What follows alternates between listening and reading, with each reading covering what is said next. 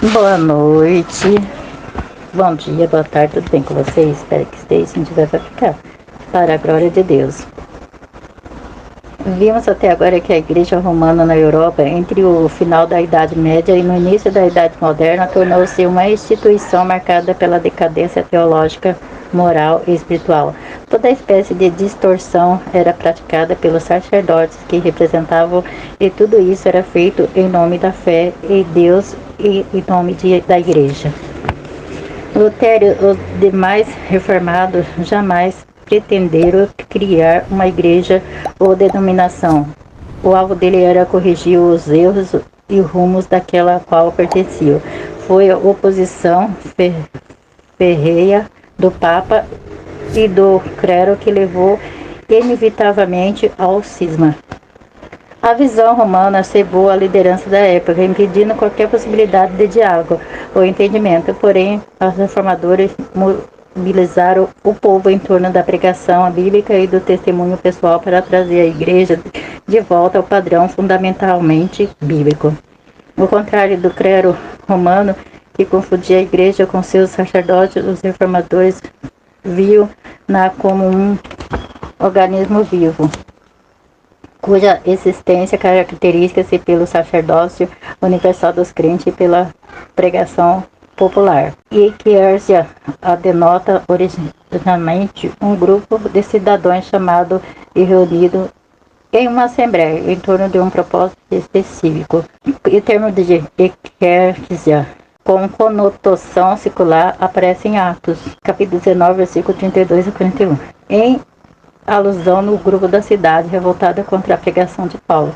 Na maioria das vezes, entretanto, o vocábulo de uma aplicação sagrada. Ao citar expressamente a palavra eclésia em Mateus, capítulo 16, versículo 18, Jesus fala a respeito de ego que seria estruturado no futuro e na condição do corpo de Cristo. Seria natural que seus membros dependessem integralmente da obra concluída por aquele que é o seu cabeça. No Novo Testamento, cerca de 80 termos delineiam o significado e o propósito da igreja. Por todo o Novo Testamento, a igreja é retratada como povo de Deus. O apóstolo Paulo, por exemplo, aproveitou a descrição de Israel feita no Antigo Testamento para estabelecer uma relação com a igreja de Cristo. Os eleitos são todos aqueles que, por livre escolha, colocaram-se pelo lado de dentro dos limites do sacrifício expiatório de Cristo, efetuando no Calvário, e agora vivem sob a operação ativa do Espírito Santo. Paulo e Pedro, ao usarem essa expressão, não ilude uma classe de pessoa que supostamente teria alcançado certa superioridade espiritual. Ao contrário, os apóstolos falam de um grupo de pessoas compradas pelos precioso sangue de Cristo, que, a partir de então, foi chamado para viver em santidade. Essa figura de linhagem saliente que a igreja é agora o centro da atividade de Cristo. A metáfora, corpo de Cristo, também ressalta a íntima ligação da igreja, entre aspas, um grupo de cristãos, fecha aspas, com o seu Salvador. A metáfora templo do Espírito Santo confirma que a terceira pessoa da Trindade habita na igreja, tanto individual quanto coletivamente.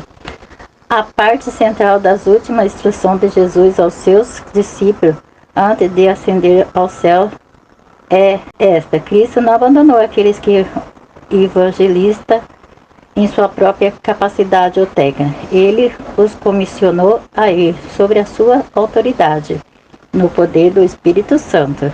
Repetidas vezes nessa escritura, os cristãos são demonstrados a edificarem-se mutuamente para assim formarem uma comunidade idônea. A principal responsabilidade da igreja continua sendo divulgar a mensagem da cruz, anunciar as boas novas de salvação. No entanto, por outro lado, como cristãos, não podemos descuidar dos necessitados, por isso representaria o abandono de um grande número de administrações bíblicas acerca de nossa responsabilidade. Pela ousadia e intrepidez dos reformadores, essa palavra se encontra em Atos, capítulo 20, versículo 28, que diz assim: olhai, pois, por vós e por todo o rebanho sobre que o Espírito Santo vai constituir bispos, para apacentardes a igreja de Deus, que ele resgatou com seu próprio sangue. Glória a Deus, aleluia, Deus poderoso. A igreja é constituída por pessoas que foram regeneradas por Cristo e habitadas pelo Espírito Santo. Elas receberão um chamado divino para viver fora do mundo e dos seus princípios.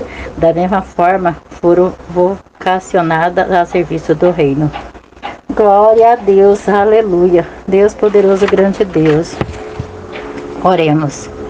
Pai amado, Pai misericordioso, grande Deus, meu Pai, que nós venhamos estar, meu Pai, sempre nos teus caminhos, sempre, meu Pai, andando, Senhor Deus, novidade de vida, foi para isso que o Senhor nos chamou, Senhor, que nós venhamos falar da tua palavra, Senhor Deus, para aqueles que estão perdidos, meu Pai, para aqueles que não te conhecem, porque, meu Pai, ainda há tempo, meu Pai, de ser salvo, ainda dá tempo, Senhor Deus, meu Pai, de ter um encontro contigo, Senhor, Pai amado, Pai misericordioso, que o Senhor não quer que nenhum se perca, Senhor Deus, meu Pai, que nós viemos, Senhor Deus, meu Pai, a estar, Senhor Deus, meu Pai, pedindo ajuda, Senhor Deus, meu Pai, ao teu Santo Espírito para convencer, meu Pai, eles do pecado, da justiça, do juízo. Ó Espírito Santo, convence eles do pecado, da justiça, do juízo. Traga eles de volta para a tua casa, aqueles que se perderam e aqueles que estão, meu Pai, presos, Senhor Deus, meu Pai, que o Senhor venha soltar, Senhor Deus, meu Pai, quebra as gemas, quebra as correntes, quebra, Senhor Deus, meu Pai, tudo que prende, meu Pai, para que eles venham, meu Pai, te conhecer, meu Pai, ter um encontro contigo.